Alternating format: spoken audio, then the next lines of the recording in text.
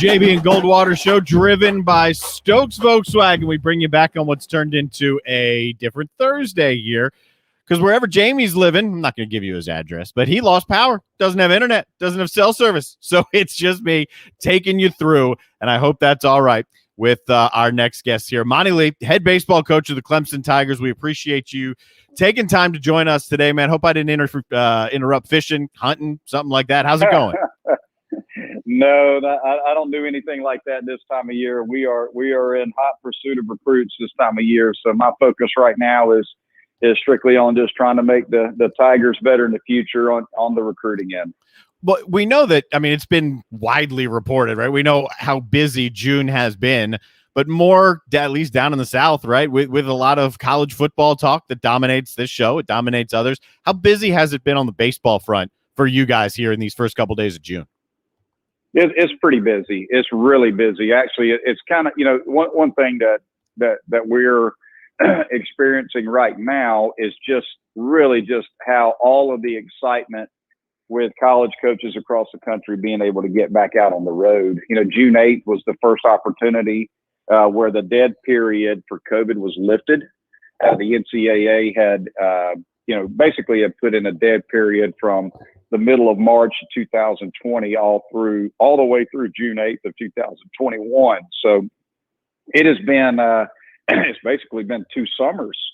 The last time we actually were out on the road in the summer months was the summer of 2019. So when you start thinking about it, like recruiting wise, it's really been 2 years since we've been able to get out on the road and go see the travel ball kids play summer baseball, and some of the high schools that are still in playoff baseball. North Carolina still in the playoffs. So, there's still a little bit of that going on. But all in all, it's just an exciting time for us just to be able to get back out on the road, be able to have kids come in on visits that are 2022 grads, that class, a rising senior class.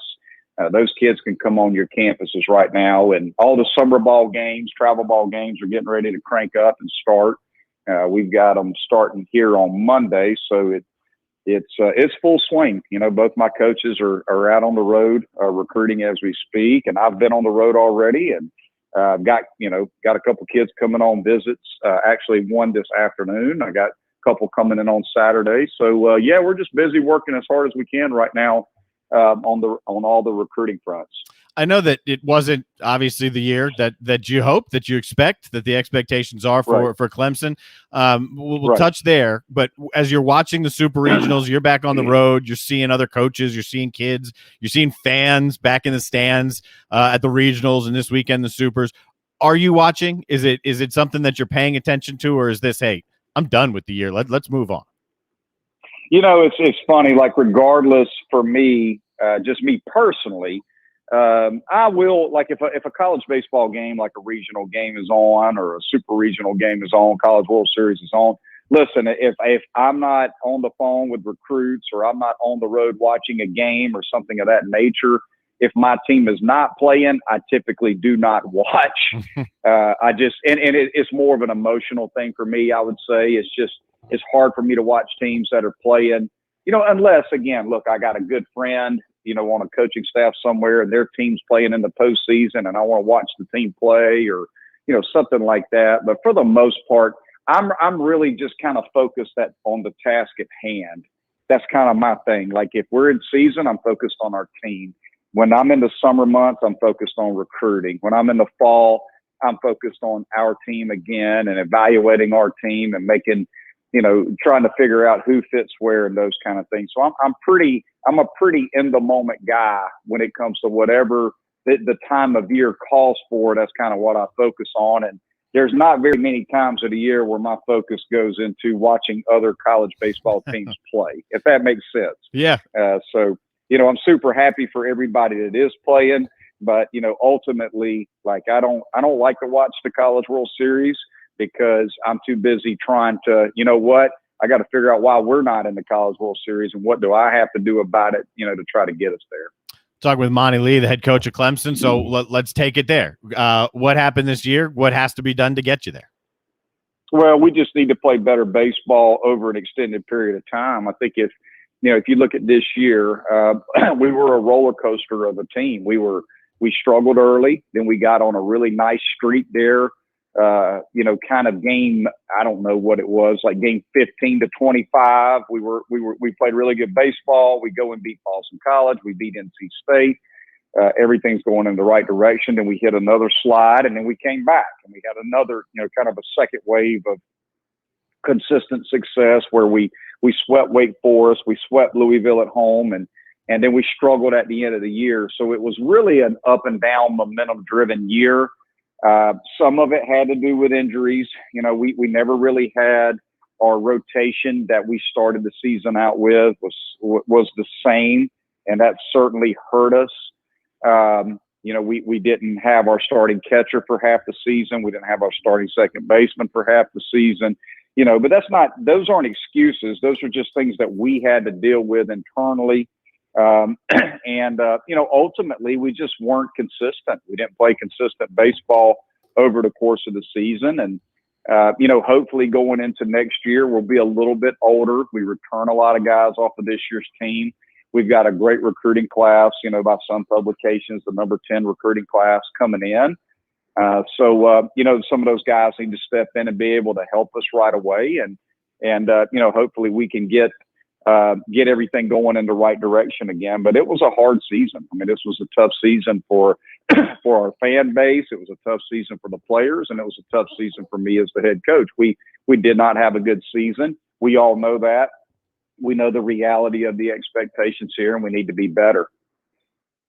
Speaking with Monte Lee, the head coach of the Clemson Tigers. Now, at the end of the year, right towards the end, I think it was before that final game of the tournament, you said something very similar. You took a lot of the blame right onto yourself, and then you had a lot of guys in your clubhouse coming out and defending you, including Caden Grice.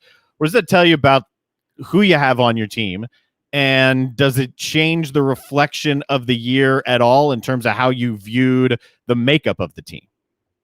Well, I think that, listen, if you care about what you do and you love the program that you work for or that you play for as a player, you're going to be accountable. I don't know, I don't know anybody that spends as much time and has the level of investment, that I have and other coaches have across the country, and then players that are playing at this level. Look, we're so invested in what we do and in the success of what we do, but we've got to be accountable for the failure part of it as well. You have to look at yourself in the mirror first and foremost. And, I'm not the kind of guy that I don't like to make excuses. I don't like to place the blame on somebody else or something. It's up to me first and foremost to do my job. My job is to protect my players too. So, that's a big part of what I do as well is, my players deserve the credit when we win, and I deserve the blame when we fail. And, if you're a head coach, that's what you're supposed to do.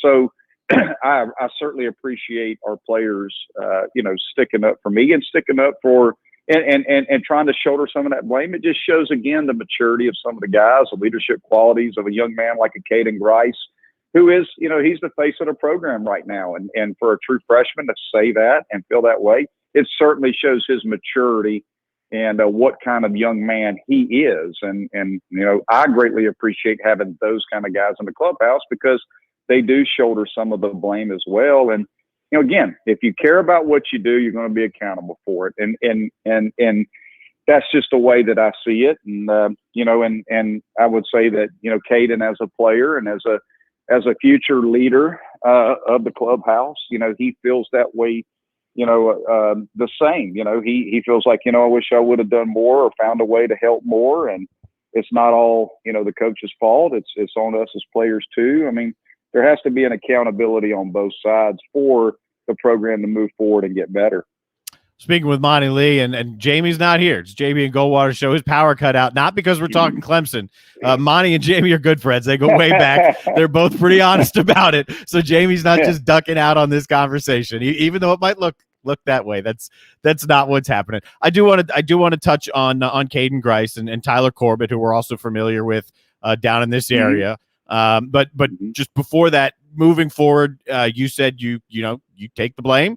You look in the mirror first. Do you anticipate any changes, not roster wise, but staff wise? Is there anything that could change, or we're full go ahead with the guys we got, and it's the guys you trust?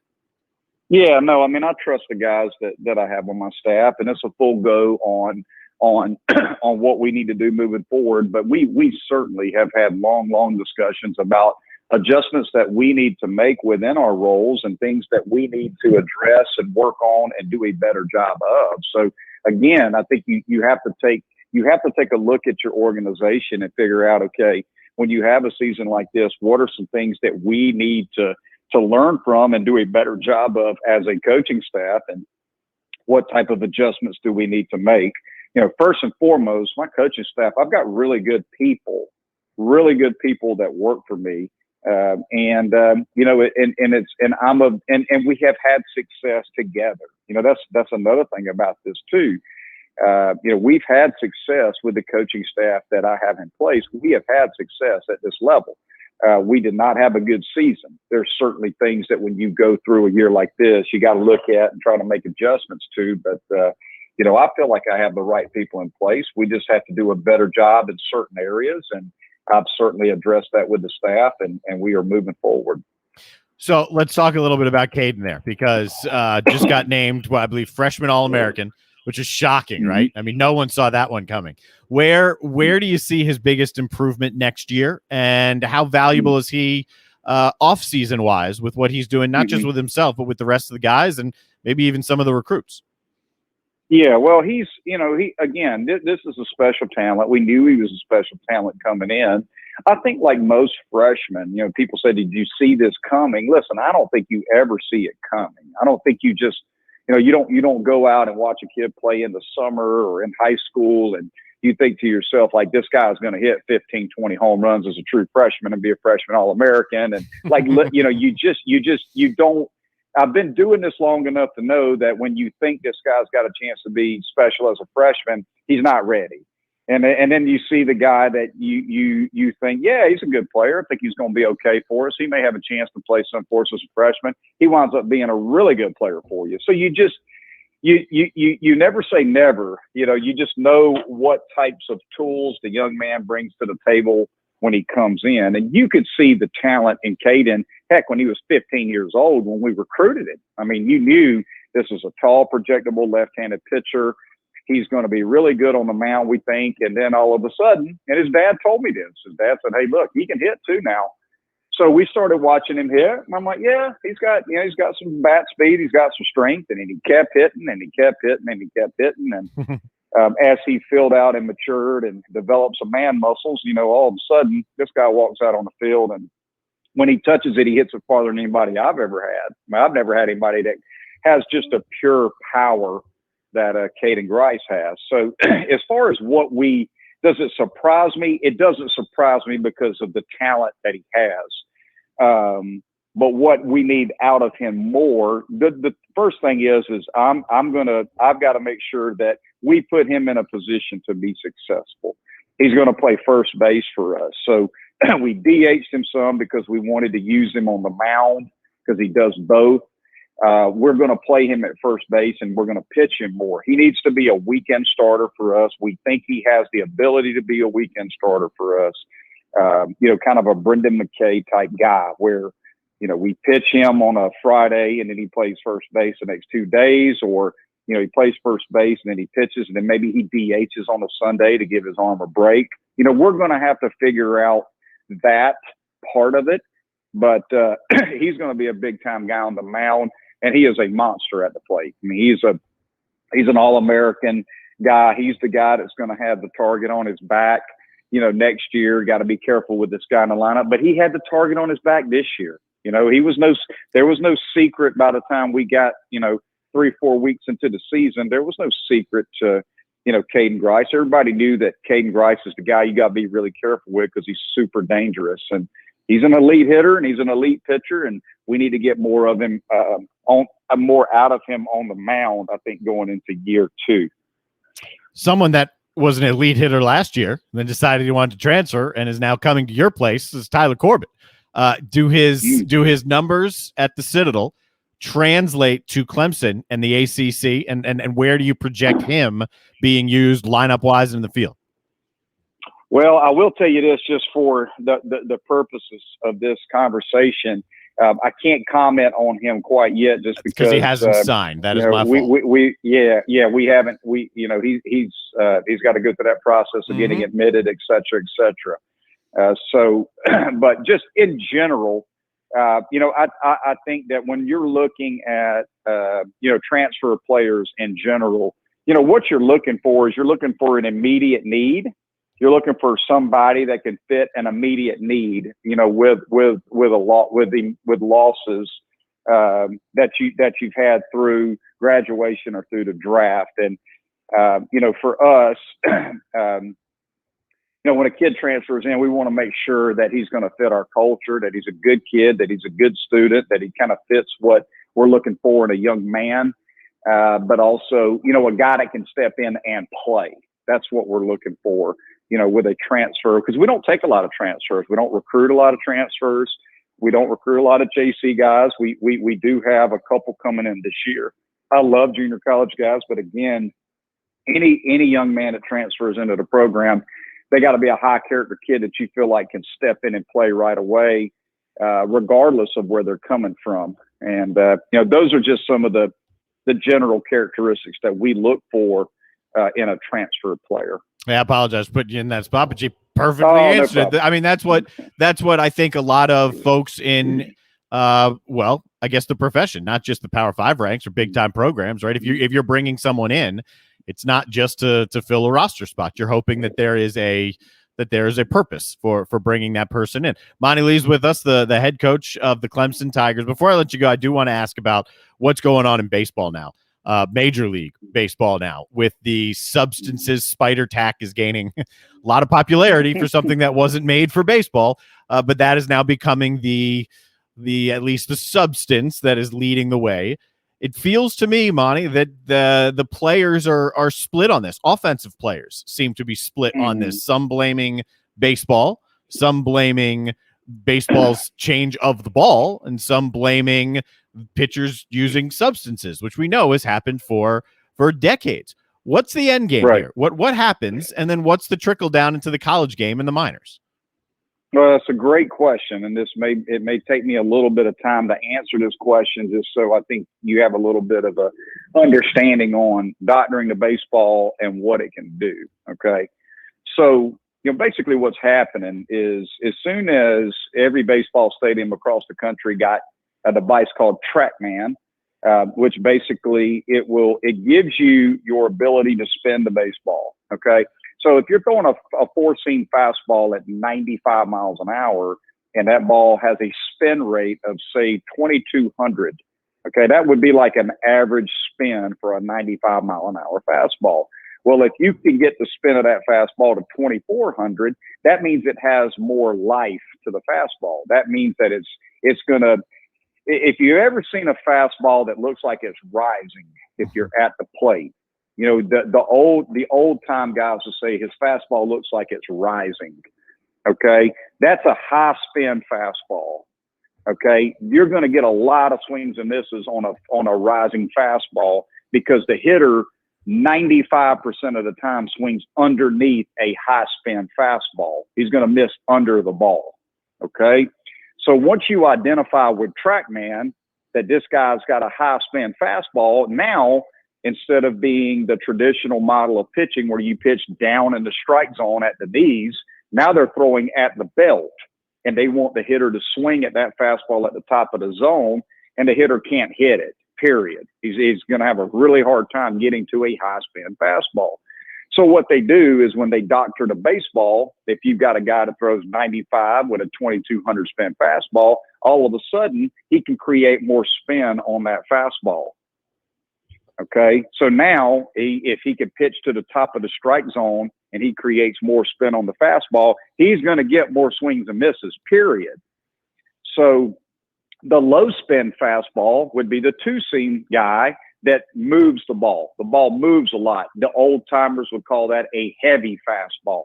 It's like, it feels like a sledgehammer, hitting the catcher's glove. You can hear it hit the glove. It's got a lot of sink and movement and dive to it. Those guys pitch at the bottom of the zone. So basically, when you doctor the baseball, you're either creating more movement or you're creating more spin. And if you can spin a breaking ball harder because of the grip on the ball, you're going to get more swings and misses. If you can spin the fastball more, you're going to get more swings and misses. So, yeah, it's basically I saw an article where they said this is the new steroids, for this era. I don't know if I would say that. I remember Brady Anderson hitting 51 home runs and never hitting 20 again. I don't know if I would say that, but I do think it's making guys better, and I think we got to stop it. But as you know, throughout the course of history, look, pitchers and hitters have been cheating forever at the big league level. I mean, cheating has been prevalent. The shot heard around the world, they said, was, there was cheating involved in that. I mean, cheating has been going on. People have been trying to create an edge in baseball for 100 years. And why? Because baseball's hard. I mean, it's a hard freaking game. It's hard to hit. It's hard to pitch. It's hard to be good at this game. So I think they're going to have to do something to it, because what I don't want to see happen to our great game is I don't want to see the steroid era come back to where we turn a blind eye to what we know is going on. When McGuire and Sosa are chasing the record, I don't think Major League Baseball wants another scandal to that magnitude, and I don't think it's going to get to that point. But I do think it's something that has to be addressed. I don't think it's right, because it's going to it does trickle down. It trickles down into college baseball. It's going to trickle down into high school baseball. Next thing you know, everybody and their brother is going to be doctoring the baseball, and let's just play baseball. I think that's the key. Let's play within the same rules. Let's play baseball, and that be that. So that's kind of how I feel about it. Wouldn't it nice to be just that simple? And I'll let you go after this, because something else we talked about before Jamie's power cut out, wherever he is. I knew something was different when because as much as I love Jamie Bradford, one thing that the dude has always been able to do is he can freaking talk. Yeah. So, that's why this show works. It's a good team. That's and that's right. Today he's that's just right. making me talk. But here you go. So one thing we were talking about simplifying stuff is this NIL stuff. It'd be, wherever you stand on the issue, it seems like there's a way to make it a lot simpler than where it is currently sitting in Congress. Where do you stand on it? What are you doing to make sure that your guys are ready for it, whatever shape or form it takes when it gets to you? That's a good question. And we've obviously been educated on this. Dan Radakovich, our athletic director, does just an amazing job of getting ahead of these things and educating the coaches on us and providing us with the information, about name, image, and likeness. I think that, for me as a college baseball coach, I'm going to be interested to see what happens on the football and basketball level first.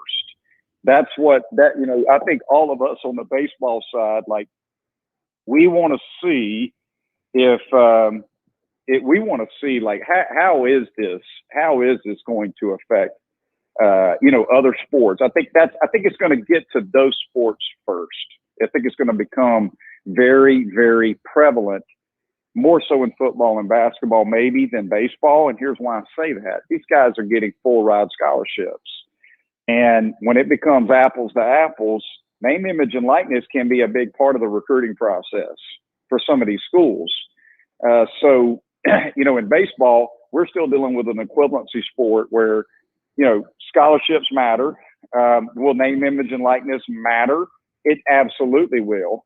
But it's going to be, I just want to be able to sit back just a bit, and I want to see just how is this going to translate in the college world, through football first and then through basketball, so that I can see, how is this going to eventually affect baseball? I don't see the effect of baseball quite yet. It hasn't been an area that we've discussed a ton as coaches throughout, other programs. I think we're just kind of at the beginning of it, but I think it's great in some areas. Look, the kids in college sports can capitalize on their name and potentially make some revenue while they're in school on their name. I certainly understand that. But, one of the things that I hope we don't get away from is, listen, kids today have more distractions than ever. I hope that the name, image, and likeness, along with all of the other things that student athletes have to deal with, that it doesn't become something that takes away from what they are, which is first and foremost a student and secondly an athlete. But that's where I'm interested to see what happens. And maybe it doesn't in most cases, but I'm just interested to see how does this change the culture of a clubhouse when one player is making more revenue than another based on their name. What does this do to the locker room dynamic? Those are questions we don't have answered yet because we haven't went through it yet. But those are the things, the distractions that can happen. Or does it just become the norm? This is just how it is, and everything's okay, and it's really not that different. The guys and the girls still go out and compete the same, and who knows? It could be a real positive. I don't know how I feel about it, just because I've never been through it before. But I will. I'm sure we'll get a really good lesson from from Dabo and Brad. I think they'll be the ones that'll have to deal with it first through us. Yeah, so no doubt. Well, you'll learn on the fly, just like everybody else will. That's right. That's right. Well, man, we appreciate your time. I'll let you get back to recruiting. Like you said, that's the time right now. No hunting and fishing until this part's over. That's right. Enjoy being out on the road. Good luck, and we'll touch back in with you before the season starts. And